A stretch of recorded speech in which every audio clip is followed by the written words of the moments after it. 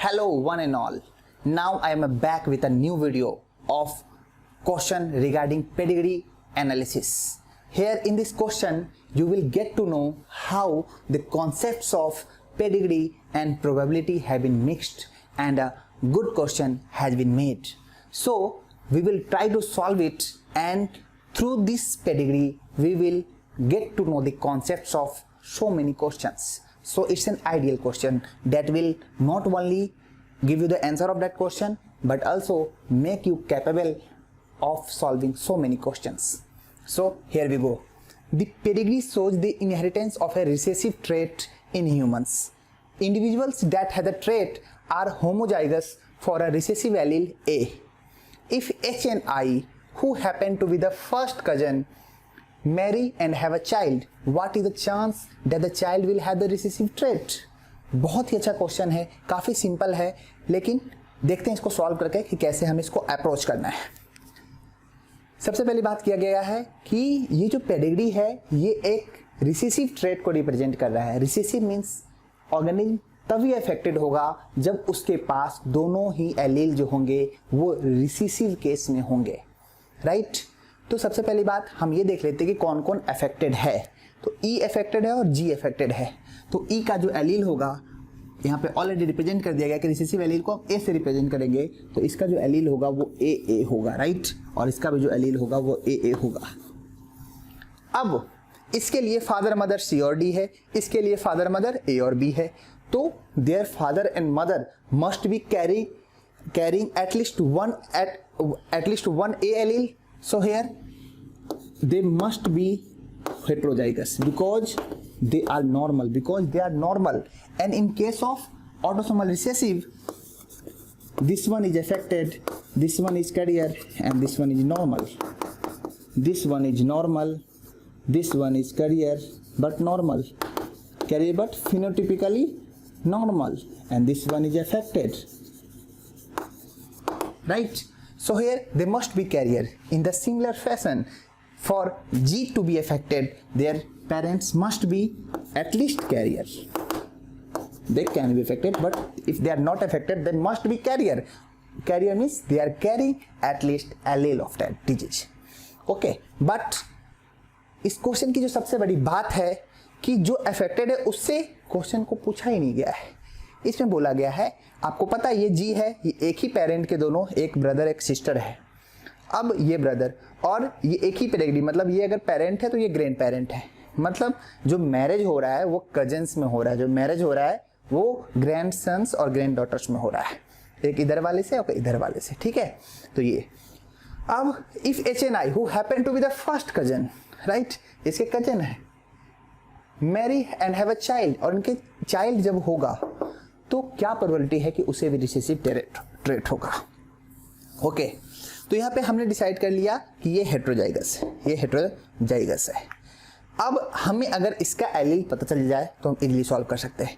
यहाँ से ये भी नॉर्मल है, ठीक है। तो ये हमें इतना पता है कि ये नॉर्मल है, राइट, ये नॉर्मल है, और ये एक एलील तो इस पेरेंट से लेगा ही क्योंकि इसके बाद दोनों है, ए आएगा। अब अगर ये नॉर्मल है तो इसके पास जो दूसरा एलील होगा वो एक ये है, और नॉर्मल होने के लिए दूसरा एलील होगा, सिर्फ यही ऑप्शन है, एक कैपिटल ए आएगा। तो ये मतलब इसका तो फिक्स हो गया कि इसका जीनोटाइप ये है। इसी तरह अगर हम इसका जीनोटाइप लगा ले, पता कर ले, तो हमें इस क्वेश्चन को इजीली हम सॉल्व कर सकते हैं। बट यहाँ पे ट्विस्ट है, हमें पता है कि इन क्रॉस से ये नॉर्मल बन रहा है, इस क्रॉस से ये नॉर्मल बन रहा है, राइट। तो अगर हम दो हेट्रोजाइगस का क्रॉस करते हैं तो हमें ये आता है होमोजाइगस डोमिनेंट हेट्रोजाइगस, और ये आता है रिसेसिव, राइट। जनरली लोग क्या करते हैं, हमें पता है, हम देते हैं कि अच्छा ये तो हमें अफेक्टेड होना है, तो इसके लिए हम क्या कर लेंगे, इसको कैपिटल ए स्मॉल ए मान लेंगे।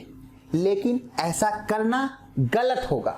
गलत इसलिए होगा क्योंकि आप इस फैक्ट को बिल्कुल नकार नहीं सकते कि इनके क्रॉस से ये नहीं बन सकता है, कि बिल्कुल भी हम इसको इग्नोर नहीं कर सकते कि हो सकता है, क्योंकि ये तो नॉर्मल है, ये हो सकता है ये नॉर्मल रहे, क्योंकि क्वेश्चन में ये नहीं कहा गया है कि जो आने वाला चाइल्ड होगा वो अफेक्टेड होगा। क्या प्रोबेबिलिटी है कि वो affected, what is the chance that the child will have the recessive traits, so there is a chance. तो फर्स्ट अगर हमारे उसके पेरेंट के तो हम एलील के वो जीनोटाइप के चांस फिक्स कर ले कि क्या चांस है कि यही हेटेरोजाइगस होगा, हो भी सकता है कि ये होमोजाइगस डोमिनेंट हो जाए, कैपिटल ए कैपिटल हो जाए तो बच जाएगा। तो गलती बच्चे क्या करते हैं, इसको कैपिटल ए स्मॉल ए ले लेते हैं और इसको सॉल्व करते हैं, तो इस तरह से आपका आंसर आता है 1/4, जो कि आपको पहला ऑप्शन ही आपको चकमा दे रहा है, आपको लालच दे रहा है कि 1/4 पे टिक करो और आपका नेगेटिव होगा। सबसे पहले आप देखो, इसका अफेक्टेड नहीं होना इस बात का जीता जागता प्रमाण है, ठीक है, कि ये अफेक्टेड नहीं होगा, मीन्स ये नॉन अफेक्टेड है। तो सबसे पहले हम इसको, अब क्वेश्चन के दो पार्ट हो गए, ये बिल्कुल भी इसका जीनोटाइप नहीं हो सकता, ये तो फिक्स है, राइट, तो ये बिल्कुल इग्नोर हो जाएगा। अब हमें पता है कि ये जो H है इसका जीनोटाइप जो होगा वो इन तीनों में से ही होगा। अब इन तीनों में से हेटेरोजाइगस के होने की प्रोबेबिलिटी क्या है, क्योंकि ये हेटेरोजाइगस होगा तो ये हमारा अफेक्टेड होगा। तो अब हम इसके हेटेरोजाइगस होने की प्रोबेबिलिटी निकालेंगे, तो ये 3 है, 3 में से 2 हेटेरोजाइगस है, तो 2/3। अब देखिए, अभी तो इसके हेटेरोजाइगस होने की प्रोबेबिलिटी निकाली जा रही है, जो कि होता है 2/3, जो कि होता है 2/3। अब इस चाइल्ड को अफेक्टेड होने के लिए एक एलील इससे मिलेगा, ये तो कंफर्म है, और एक एलील इससे मिलेगा, तभी जाके अफेक्टेड होगा।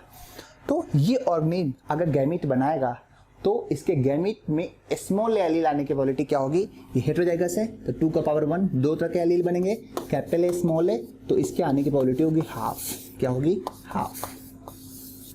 लेकिन यहाँ पे लोचा है, सबसे पहले तो यही फिक्स नहीं था कि हेटेरोजाइगस होगा, हमने माना है कि ये हेटेरोजाइगस हो सकता है, अगर ये हेटेरोजाइगस होगा तो ये ऑर्गेनिज्म अफेक्टेड होगा। तो सबसे पहले इसके हेटेरोजाइगस होने की प्रोबेबिलिटी को हम इग्नोर नहीं करेंगे, तो ये एलील के आने की प्रोबेबिलिटी होगा इसके हेटेरोजाइगस होने की प्रोबेबिलिटी इनटू इससे फिर स्मॉल ए आने की प्रोबेबिलिटी, दैट इज 1/2। ये आप करोगे तो आपका आएगा 2/6 इंटू वो मल्टीप्लाई करोगे 1/2, दैट इज कट गया और ये आता आपका 1/6। तो here this your fourth option. काफी अच्छा क्वेश्चन था, सीधा डायरेक्ट नहीं पूछा है, अफेक्टेड देके नहीं पूछा है, कजन से रिलेट करके पूछा है, काफी एग्जाम्पलर क्वेश्चन कह सकते हैं कि एक क्वेश्चन है और बहुत क्वेश्चन के लिए स्टैंडर्ड सेट कर रहा है, ठीक है। सीधा जब भी आपको इस तरह हो, कभी भी जब भी आपको एलील फिक्स ना हो कि किसी भी पेरेंट का या किसी भी ऑफस्प्रिंग का एलील क्या होगा, आप प्रोबेबिलिटी के कॉन्सेप्ट को अप्लाई नहीं कर सकते, आप उस फैक्ट को इग्नोर नहीं कर सकते कि वो होमोजाइगस डोमिनेंट नहीं हो सकता।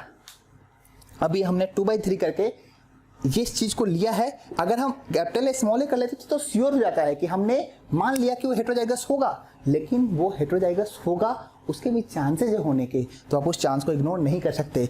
चूंकि ये इंडिपेंडेंट इवेंट है इसलिए सारे हम मल्टीप्लाई करते हैं, और प्रोबेबिलिटी आप पढ़े होगे तो उसमें इंडिपेंडेंट इवेंट होते हैं, डिपेंडेंट इवेंट होते हैं, तो इसलिए आपका आंसर आता है 1/6। तो इस तरह से अगर आपके पास फिक्स है जीनोटाइप तो आप सॉल्व कर सकते हैं इजीली, अगर नहीं है तो क्वेश्चन थोड़ा ट्रिकी हो जाता है।